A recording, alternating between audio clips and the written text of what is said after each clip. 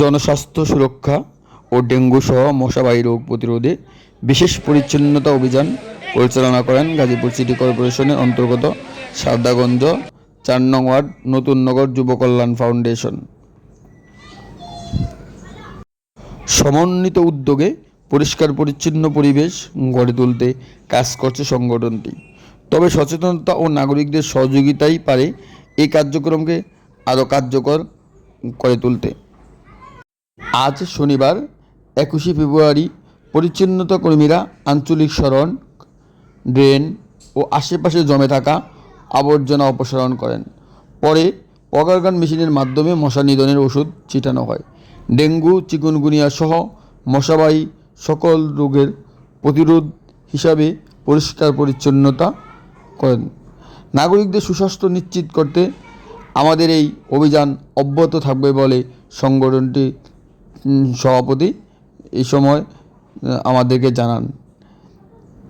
শহীদুল ইসলামের সার্বিক তত্ত্বাবধানে কর্মসূচিতে প্রধান অতিথি হিসেবে বক্তব্য রাখেন গাজীপুর মহানগর ৪ নং ওয়ার্ড বিএনপির সম্মানিত সভাপতি ও কাউন্সিলর পদপ্রার্থী হাজী মোস্তফা মিয়া।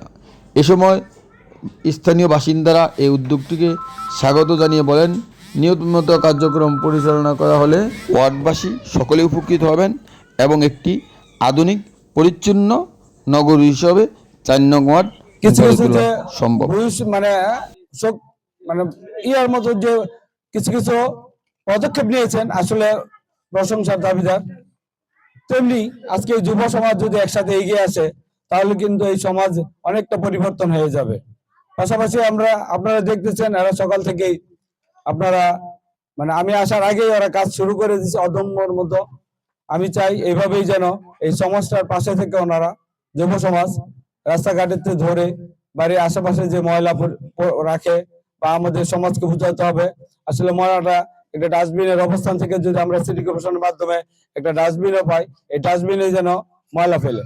আপনি বহির্বিশ্বে দেখবেন কোনো রাস্তাঘাটে ময়লা নেই, কোনো পলিথিন নাই, কোনো কাগজ নাই, কারণ তারা সচেতন। তাই তারা কিন্তু যেখানে প্রয়োজন সেখানেই কিন্তু সেই ময়লাটা ফালায়। তাই আমি বলবো এখানে মুরব্বীরা আছে, যুব সমাজ আছে, সকলকেই যার যার আঙ্গিনার ময়লা যেন ডাস্টবিনে ফেলে এবং তারা যে উদ্যোগ নিয়েছে এটার পাশে আমি থেকে সার্বিক সহযোগিতা করব এই আশা ব্যক্ত করে সকলকে আবারও ধন্যবাদ জানিয়ে আমার বক্তব্য শেষ করছি। আসসালামু আলাইকুম। আচ্ছা,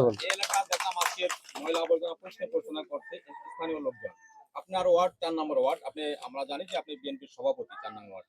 সেই ক্ষেত্রে এই এলাকার মতো আপনার অন্যান্য এলাকায় কি এরকম পরিষ্কার পরিচ্ছন্ন কার্যক্রম চলবে কিনা ভবিষ্যতে? আমি আশা করি এখানে এই পাড়াটা একটা নতুন নগর পাড়াটা একটা মডেল হয়ে রইল। আমি চেষ্টা করব আমার যে যুব সমাজ আছে, আমার ছাত্র দল আছে, যুব দল আছে এবং প্রতিটা পাড়ায় তাদেরকে নিয়ে এইভাবে একটা সুন্দর পরিষ্কার পরিচ্ছন্নতা কাজ এগিয়ে নেওয়ার চেষ্টা করবো ইনশাল্লাহ।